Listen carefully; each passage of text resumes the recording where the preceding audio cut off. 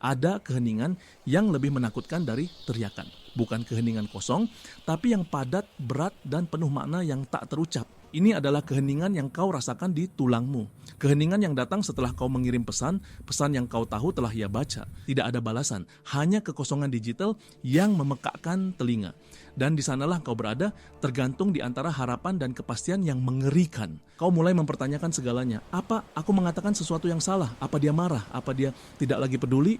Pikiranmu menjadi penjara. Setiap detik yang berlalu tanpa balasan adalah jeruji besi baru yang mengurungmu. Inilah awal dari kepanikan.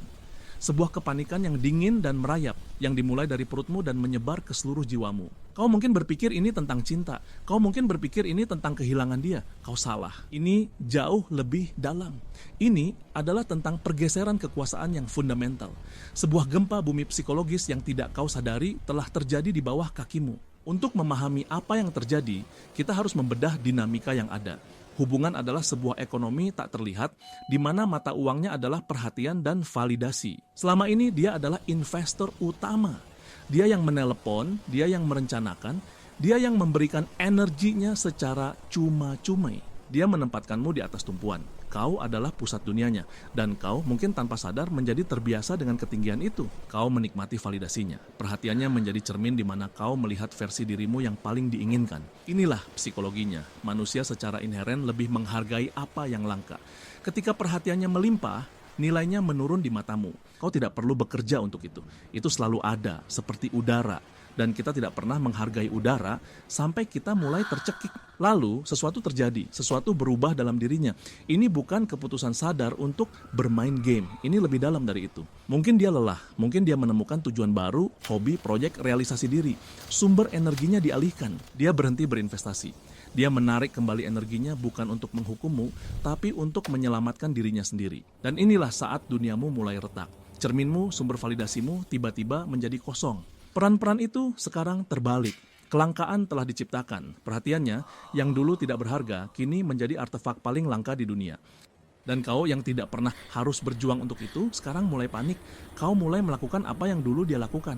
Kau mengirim pesan, kau menelepon, kau mencoba memancing reaksi emosi apapun, bahkan kemarahan lebih baik daripada kehampaan ini. Setiap usahamu yang tidak dibalas hanya memperkuat nilai dari keheningannya. Kau menawar dalam lelang di mana kau adalah satu-satunya penawar, menaikkan harga atas sesuatu yang mungkin sudah tidak lagi untuk dijual. Inilah kebenaran brutalnya, kepanikanmu bukan karena kau tiba-tiba menyadari betapa kau mencintainya. Itu mungkin sebagian kecil, tapi bukan inti masalahnya. Kepanikanmu adalah reaksi ego. Ini adalah penarikan diri yang menyakitkan dari obat yang disebut validasi eksternal. Dia bukan hanya kekasihmu, dia adalah pemasok utamamu untuk harga diri.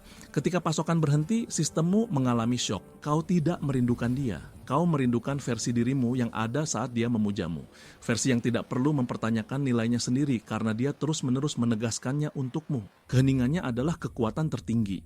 Bukan karena itu adalah taktik manipulatif, seringkali bukan, tapi karena itu nyata. Ketidakpedulian yang tulus lebih kuat daripada kebencian. Benci masih merupakan investasi emosional. Ketidakpedulian jadi apa yang bisa kau lakukan? Jawaban yang ingin kau dengar adalah cara mendapatkannya kembali. Tapi itu adalah pertanyaan yang salah.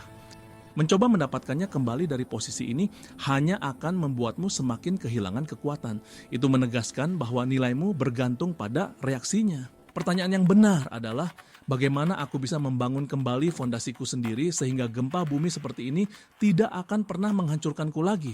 Langkah pertama adalah menerima keheningan. Jangan melawannya. Jangan mengisinya dengan pesan-pesan putus asa.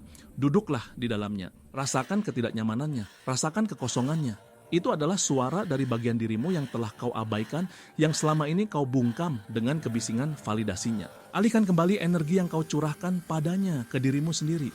Ambil kembali investasi itu.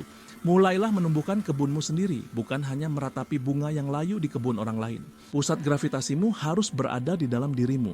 Dengan begitu, ketika orang lain bergeser, kau mungkin bergoyang, tapi kau tidak akan pernah jatuh. Ketika seorang pria berhenti peduli, itu adalah sebuah tes. Bukan tes tentang nilaimu di matanya, tapi tes tentang seberapa kuat kau berlabuh pada dirimu sendiri. Ironisnya, seringkali saat kau benar-benar melepaskan dan fokus pada duniamu sendiri, saat kau berhenti peduli pada ketidakpeduliannya, itulah saat dia mulai memperhatikan lagi. Tetapi pada saat itu, kau mungkin menyadari, bahwa kau tidak lagi membutuhkannya. Keheningan yang dulu menyiksamu, kini telah menjadi kedamaianmu.